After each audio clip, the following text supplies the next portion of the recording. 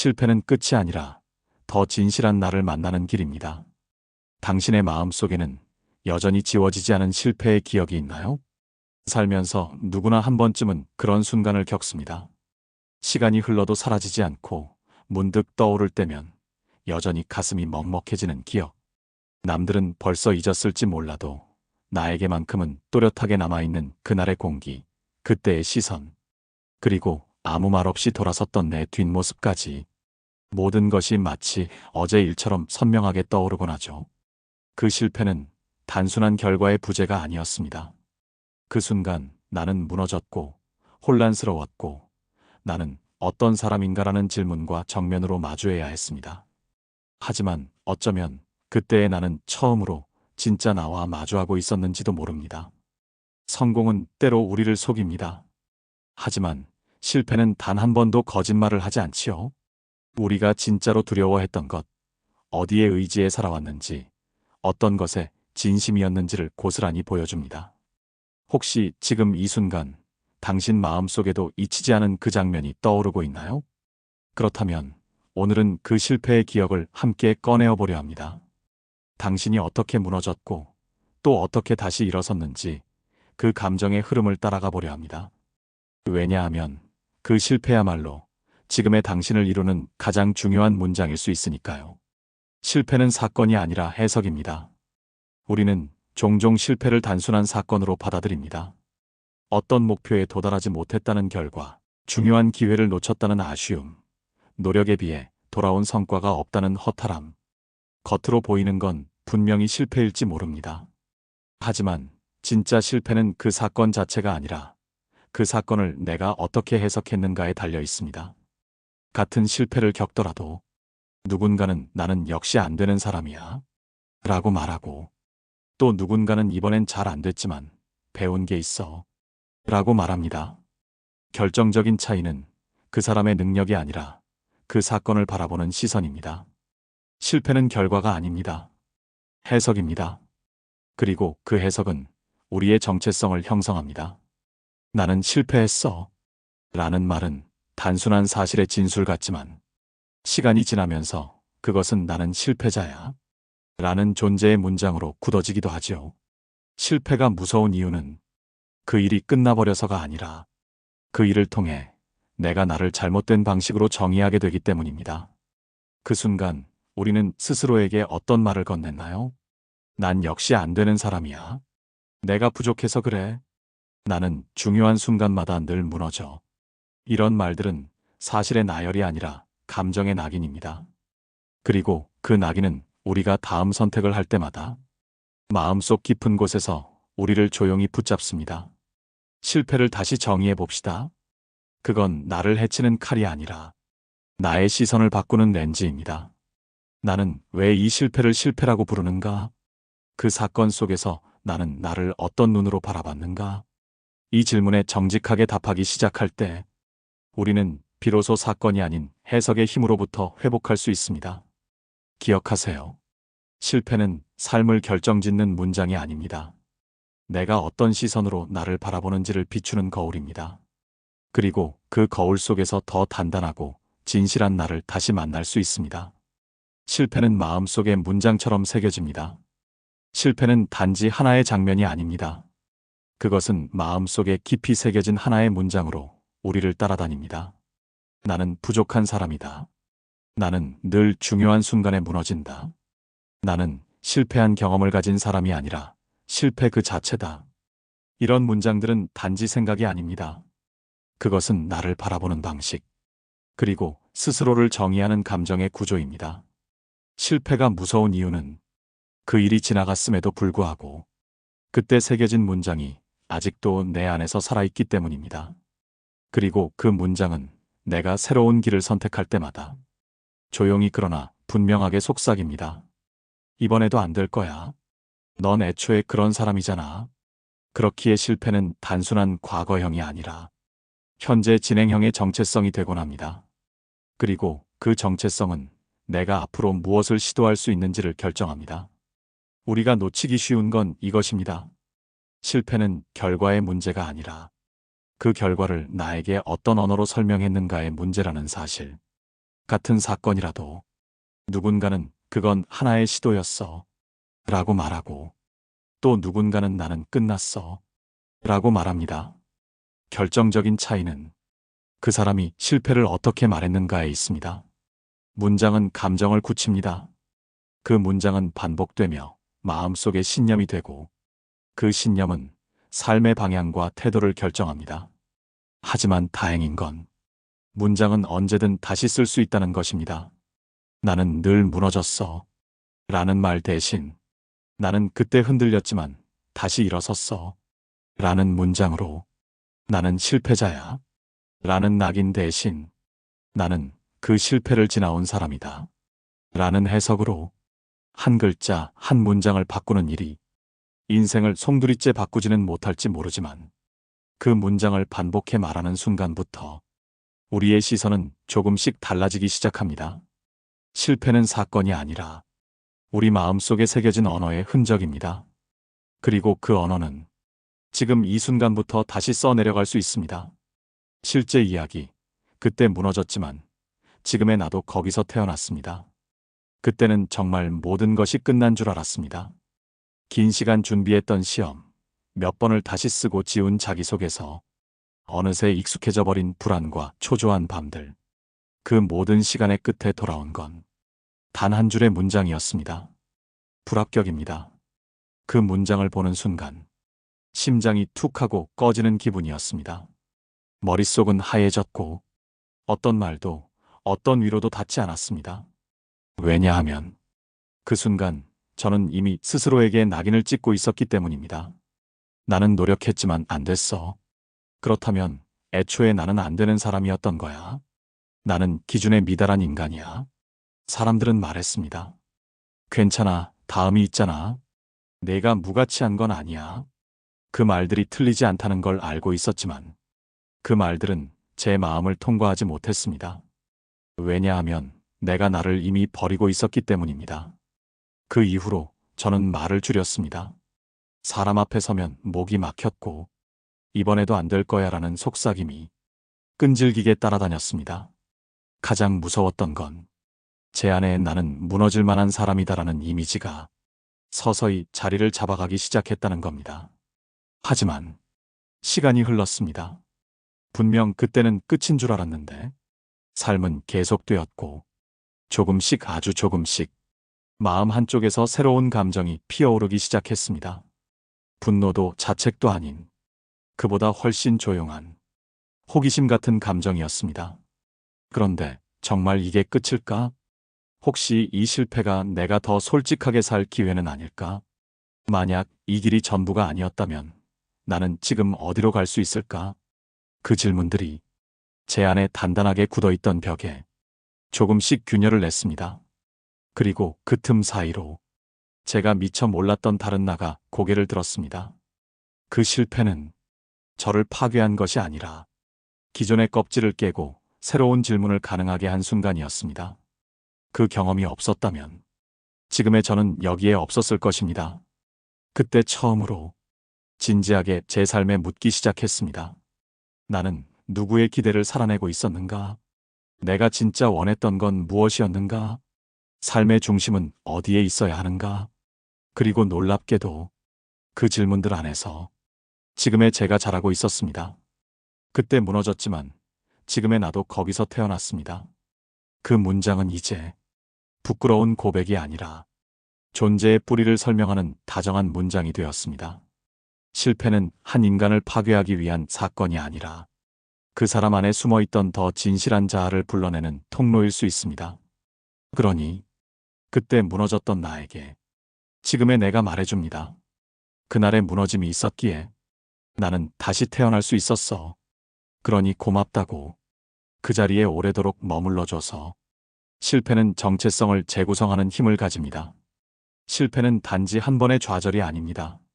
그것은 때로 너무 깊숙이 스며들어 내가 누구인지, 무엇을 믿고 있었는지, 그리고 스스로를 어떤 존재로 바라보고 있었는지를 완전히 다시 쓰게 만드는 정체성의 지진입니다.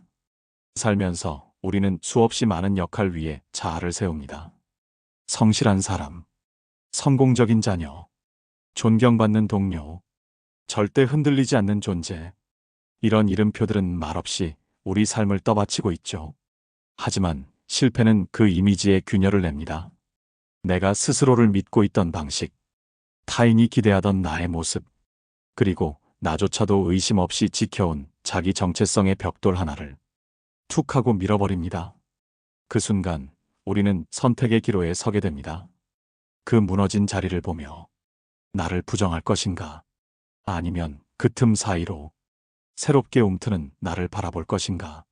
실패는 내가 누구였는지를 지우기보다는 내가 누구일 수 있는지를 묻게 만드는 가장 고요하지만 가장 근본적인 질문입니다. 하나, 실패는 가짜 신념을 해체합니다. 우리는 자주 이렇게 믿고 살아갑니다. 나는 잘해야만 사랑받을 수 있다. 완벽해야만 인정받는다. 계획대로 흘러가야만 안전하다. 하지만 실패는 그런 믿음들이 얼마나 불안정한 토대 위에 세워져 있었는지를 정직하게 보여줍니다. 그리고 조용히 묻습니다. 당신은 꼭 성공해야만 가치 있는 존재인가요? 그 실패한 당신은 정말 아무 의미도 없었나요?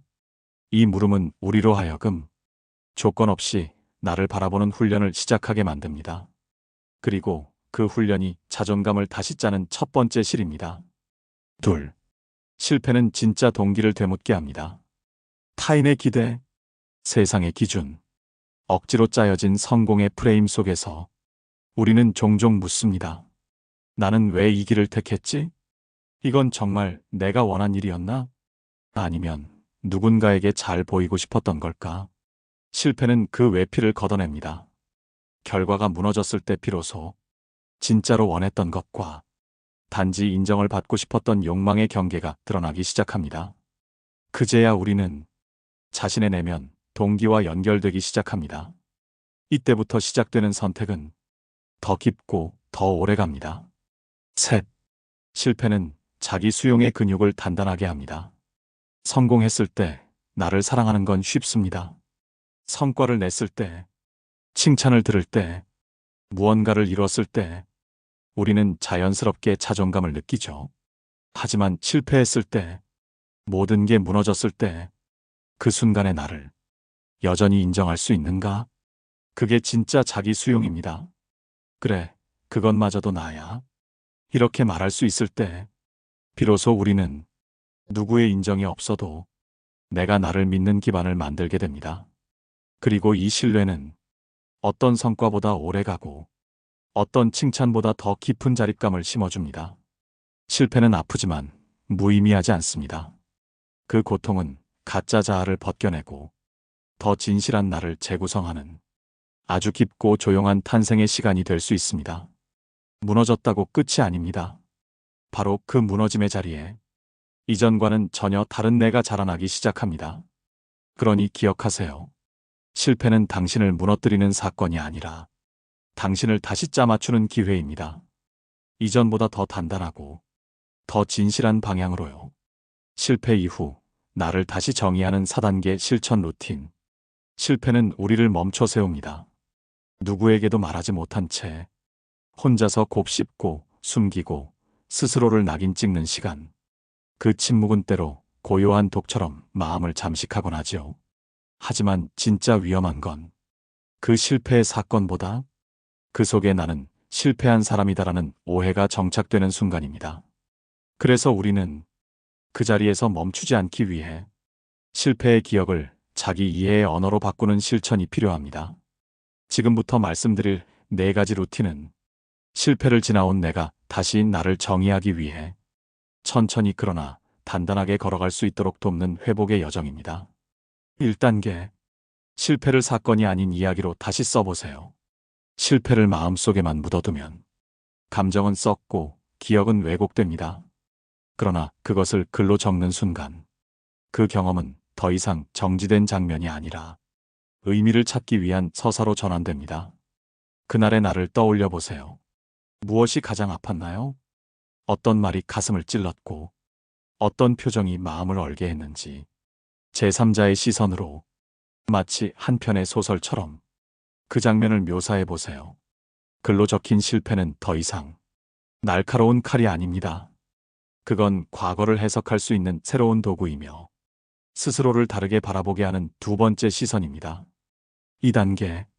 실패 속에서 배운 점만 선별해 보세요. 대부분의 실패는 자책, 분노, 슬픔, 허탈감처럼 여러 감정이 복잡하게 얽혀 있습니다. 하지만 그 안에 작게 숨어 있는 배움의 조각을 찾아낼 수 있다면 그 실패는 통증만 남기지 않습니다. 무엇을 다시는 반복하고 싶지 않나요? 실패를 통해 새롭게 드러난 나의 강점은 무엇이었나요? 그 일이 없었다면 몰랐을 내 내면의 진실은 어떤 것이었나요? 이 질문에 답하면서 우리는 실패를 단순한 좌절이 아닌 성장과 통찰의 재료로 삼을 수 있습니다. 3단계. 누군가에게 실패를 말해보세요. 실패는 침묵 속에서 자랄 때 더 크고 무거워집니다. 말하지 않으면 감정은 정지되고 정지된 감정은 무게만 더해져 결국 자기 자신을 짓누르는 돌덩이가 됩니다. 하지만 말하는 순간 그 감정은 타인의 시선 안에서 다르게 조명되기 시작합니다. 당신의 실패를 있는 그대로 들어줄 누군가가 있나요? 만약 그렇지 않다면 글이나 음성으로 스스로에게 이야기해보세요. 그때 참 많이 아팠지. 그 상황에서 그렇게 느낄 수밖에 없었어. 감정을 말하는 것만으로도 해석의 방향은 달라집니다. 실패를 누군가와 나누는 행위는 그 기억을 부끄러움이 아닌 공유 가능한 인간적 경험으로 바꾸는 일입니다. 4단계. 새로운 선택의 기준을 만들어 보세요. 실패는 종종 과거의 선택 기준이 나에게 맞지 않았음을 알려주는 신호입니다. 그 경험을 통해 나는 어떤 가치를 중요하게 여기는지, 무엇을 더 이상 타협할 수 없는지를 분명히 알게 되죠. 나는 지금 무엇을 가장 소중히 여기는가? 앞으로의 선택은 어떤 기준으로 내리고 싶은가? 그 기준은 타인의 기대가 아닌 정말 내 마음이 원하는 것인가? 이 질문들을 통해 실패는 끝이 아니라 다시 방향을 정비하는 기회로 전환됩니다. 실패를 기준으로 삼는 것이 아니라 실패 이후 내가 새롭게 세운 기준이 앞으로의 삶을 이끄는 나침반이 되어야 합니다. 이 4단계 루틴은 실패를 미화하지 않습니다. 그보다는 실패라는 현실을 있는 그대로 마주하고 그 안에서 자기 이해와 회복을 동시에 꾀하는 현실적 접근입니다. 한 번의 시도로 모든 것이 회복되지는 않겠지만 이 과정을 반복하다 보면 실패라는 단어를 떠올릴 때의 감정이 조금씩 덜 날카롭고 덜 무겁게 느껴질지도 모릅니다. 그리고 언젠가 당신은 자신에게 이렇게 말할 수 있을 겁니다. 그때 나는 무너졌지만 바로 그 자리에서 다시 나를 만들기 시작했어. 작은 실천, 실패를 정리하는 글쓰기 루틴. 실패는 그 순간보다 그 후에 머릿속을 맴도는 끊임없는 반복으로 더 깊이 아파옵니다. 생각은 계속해서 그 장면을 불러오고 그 감정은 점점 더 왜곡되어 결국 나 자신에 대한 오해로 굳어지기 시작하지요. 그래서 우리는 그 감정을 가만히 꺼내어 언어로 정리하는 연습이 필요합니다. 글쓰기는 단순한 기록이 아닙니다. 그건 내가 나와 다시 대화를 시작하는 방식, 그리고 감정을 이해로 바꾸는 과정입니다. 지금부터 소개할 3가지 글쓰기 루틴은 누구나 일상에서 가볍게 시작할 수 있으면서도 놀라운 내면의 전환을 만들어주는 작은 실천들입니다. 하나, 사실 감정 통찰 3단계 저널링. 가장 기본적이지만 강력한 글쓰기 방법입니다. 매일 단 10분, 아래 3가지 순서로 써보세요.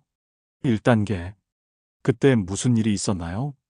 날짜, 장소, 말, 행동 등 가능한 한 구체적인 사실, 중심의 기록을 남겨보세요. 예를 들어 2024년 3월 15일 오전 10시 면접장에서 나는 질문에 제대로 대답하지 못했고 면접관의 표정이 굳어졌다. 2단계, 그 일을 겪으며 어떤 감정을 느꼈나요? 불안했다, 분했다, 부끄러웠다, 상처받았다처럼 감정의 이름을 명확하게 붙여보는 연습을 해보세요. 2단계에서 감정의 온도와 색깔을 표현할수록 마음의 흐름이 구체적으로 잡히기 시작합니다. 3단계, 지금 돌아보면 그 경험은 어떤 의미를 주었나요? 시간이 지난 지금의 시선으로 그 사건을 바라보며 얻은 통찰이나 시야의 변화를 정리해 보세요. 예를 들어, 나는 그날 완벽하지 않았지만 적어도 진짜 나를 드러내려 애썼다는 걸 안다. 이 3단계를 반복하면 실패의 기억은 서서히 감정의 무게가 아닌 이해의 문장으로 바뀌기 시작합니다. 둘, 그때의 나에게 편지를 써보세요. 많은 사람들이 실패한 그날의 자신을 벌합니다. 그러나 회복은 이해에서 시작됩니다. 지금의 내가 그때의 나에게 편지를 써보는 연습을 해보세요. 그날 넌 정말 수고했어. 그렇게 무너질 수밖에 없었던 이유가 있었지. 나는 내가 그 자리에 오래 머물러줘서 고맙다고 말하고 싶어. 이 글쓰기에는 정답이 없습니다. 중요한 건 심판이 아닌 다정함의 시선으로 과거의 나를 바라보는 것입니다. 감정을 수용하는 데에는 비판보다 다정함이 더 강한 힘을 가집니다. 이 글쓰기를 통해 내 안에 자기 연민이 흐를 수 있는 통로가 열리기 시작합니다. 그리고 그것은 회복을 향한 첫 문장이 됩니다. 셋, 감정 언어 바꾸기 실험. 실패를 떠올릴 때 가장 먼저 마음에 떠오르는 단어는 무엇인가요? 망했다, 끝났다, 나는 실패자야 같은 단어들일지도 모릅니다. 이제 그것을 감정의 결이 조금 더 부드러운 언어로 바꿔보는 실험을 해보세요. 망했다, 멈췄다, 끝났다, 흐름이 달라졌다. 나는 실패자야. 나는 과정을 겪은 사람이다. 무너졌다. 방향을 잠시 잃었을 뿐이다. 이건 단순한 말장난이 아닙니다. 단어 하나가 바뀌면 감정의 온도도 달라집니다. 말의 결은 곧 생각의 구조이며 생각은 곧 나를 바라보는 방식입니다. 내가 내게 건네는 말이 달라지면 그 말 속에 살고 있는 나도 달라지기 시작합니다. 이러한 글쓰기는 표현을 위한 것이 아닙니다. 그건 흩어진 감정의 조각들을 문장으로 다시 조립하는 과정. 그리고 그 과정 안에서 스스로를 다르게 바라보는 자기 회복의 길입니다. 글이 꼭 완벽할 필요는 없습니다. 문장이 어색해도 괜찮고 중간에 멈춰도 괜찮습니다. 중요한 건 그 감정을 흘려보내지 않고 붙잡아 주었다는 사실입니다. 그리고 바로 그 순간 그 글은 더 이상 당신을 짓누르는 그림자가 아니라 이해받은 감정이자 회복의 첫 문장이 되어줍니다. 스스로에게 던져보면 좋은 질문들. 실패 앞에서 우리는 자주 멈춰섭니다. 모든 것이 정지된 듯한 그 자리에 앉아 말을 아끼고 감정을 숨기고 때로는 스스로를 벌하기도 하지요. 하지만 그 정지의 시간은 우리 안에서 무언가가 다시 움직이기 위한 준비의 시간일지도 모릅니다. 그 시작은 언제나 질문에서부터입니다. 정답을 찾기 위한 질문이 아닙니다. 그저 내 감정의 결을 따라 조심스럽게 나 자신을 들여다보기 위한 조용한 혼잣말 같은 질문들입니다. 지금부터 당신의 마음에 천천히 물어보세요. 이 질문들에 대한 답은 당장 나오지 않아도 괜찮습니다. 중요한 건 질문을 던졌다는 사실 그 자체입니다. 감정의 깊이를 들여다보는 질문들. 그 실패의 순간 가장 강하게 느꼈던 감정은 무엇이었나요? 그 감정은 단지 결과 때문이었을까요? 아니면 내 존재 전체가 흔들리는 듯한 느낌 때문이었을까요? 그때의 나는 누구의 시선을 가장 두려워하고 있었나요? 세상의 평가였을까요? 아니면 내 안에 차가운 자기 비판이었을까요? 그 감정을 꾹 눌러 담은 채 얼마나 오랫동안 혼자였나요? 그 침묵의 무게는 지금도 남아있나요? 정체성과 연결된 질문들. 그 실패 이후 나는 나 자신을 어떤 문장으로 정의하고 있었나요? 나는 부족해. 나는 또 이럴 수밖에 없는 사람이야. 나는 가치 없는 존재야. 이 문장들 중 하나라도 지금도 내 안에 머물러 있다면 나는 그 문장을 언제부터 나로 믿기 시작했을까요? 그때 드러난 나는 어떤 기준을 붙잡고 있었나요? 완벽해야만 사랑받을 수 있다는 믿음? 인정받아야만 존재할 수 있다는 감각? 그리고 지금의 나는 그때의 나를 있는 그대로 받아들일 수 있나요? 아니면 여전히 마음속에서 외면하고 있나요? 관점의 전환을 위한 질문들. 만약 내가 그 실패를 겪은 친구를 바라본다면 나는 그에게 어떤 말을 해줄까요? 그리고 왜 나는 그 말을 내게는 해주지 못했던 걸까요? 그 실패가 없었다면 나는 지금 어떤 길을 걷고 있었을까요? 그 길은 지금보다 더 나다운 길이었을까요? 아니면 누군가의 기대를 따라 걷는 길이었을까요? 내가 겪은 실패를 통해 배우게 된 삶의 진실이 있다면 그건 어떤 것이었나요? 앞으로를 위한 질문들. 나는 이제 어떤 기준으로 삶의 선택을 하고 싶나요? 실패 이후 다시 일어설 수 있었던 이유는 무엇이었나요? 혹은 아직도 일어서기가 어렵다면 내 안에 어떤 감정이 나를 붙잡고 있는 걸까요? 나는 나 자신에게 어떤 말로 다시 시작을 선언하고 싶은가요? 이 질문들은 회복의 처방이 아닙니다. 그건 당신 마음 깊은 곳에 묻혀 있던 감정과 이야기를 꺼내기 위한 조용한 초대입니다. 때로는 한 문장만으로도 내면의 문이 열리기도 하고 어떤 질문은 오랜 침묵 끝에야 비로소 답을 찾아주기도 합니다. 글로 써도 좋고 마음속에서 천천히 반추해도 좋습니다. 어떻게든 이 질문들이 당신을 이해로 이끄는 따뜻한 불빛이 되기를 바랍니다. 그리고 언젠가 이 질문들에 대한 당신의 대답이 누군가의 상처에 닿을 수 있는 위로의 문장이 되기를 바랍니다. 실패는 끝이 아니라 더 진실한 나를 만나는 길입니다. 우리는 흔히 성공이 나를 증명해 줄 거라고 믿습니다. 무언가를 이루어야 의미가 있고 흔들리지 않아야 존중받으며 결과를 보여야만 가치가 있다고 스스로에게 그렇게 엄격하게 가르쳐 왔죠. 하지만 삶은 그 공식을 따르지 않습니다. 애썼지만 결과가 따라주지 않을 때가 있고 간절했던 시도가 오히려 더 깊은 상처로 돌아오기도 합니다. 그리고 우리는 묻게 됩니다. 나는 여전히 나로서 괜찮은가? 그 질문 앞에 선 당신은 아마도 예전과는 조금 다른 눈으로 스스로를 바라보게 되었을 것입니다.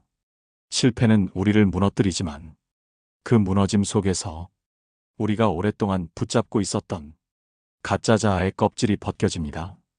그리고 그 틈 사이로 더 진실한 나가 천천히 그러나 분명히 빛을 향해 자라나기 시작하죠. 실패는 묻습니다. 너는 어떤 기준으로 너를 판단하고 있었니? 누구의 기대 안에서 살아왔니? 진짜로 지키고 싶었던 건 무엇이었니? 그 물음은 고통스럽지만 동시에 해방감을 줍니다. 내가 아닌 것을 벗어나는 자유. 더는 거짓된 틀에 나를 끼워 넣지 않아도 되는 해방. 실패가 알려준 건 결과가 나를 완성시키는 게 아니라 그 결과를 바라보는 나의 시선이 나를 빚는다는 것. 그러니 이제 우리는 조금씩 배우고 있습니다. 다시 시도해보는 용기를, 무너진 나를 다정하게 안아주는 방식을, 그리고 실패를 두려워하지 않고 삶의 일부로 받아들이는 연습을. 그 실패가 없었다면 우리는 결코 묻지 않았을 질문들. 그 실패가 없었다면 우리는 아직도 외면하고 있었을 감정들. 실패는 내 일부를 무너뜨리지만 그 무너진 자리에서 더 단단하고 더 정직한 내가 자라기 시작합니다. 그러니 이제는 실패를 두려워하지 마세요. 그것은 당신을 흔드는 사건이 아니라 당신을 완성시키는 시간입니다.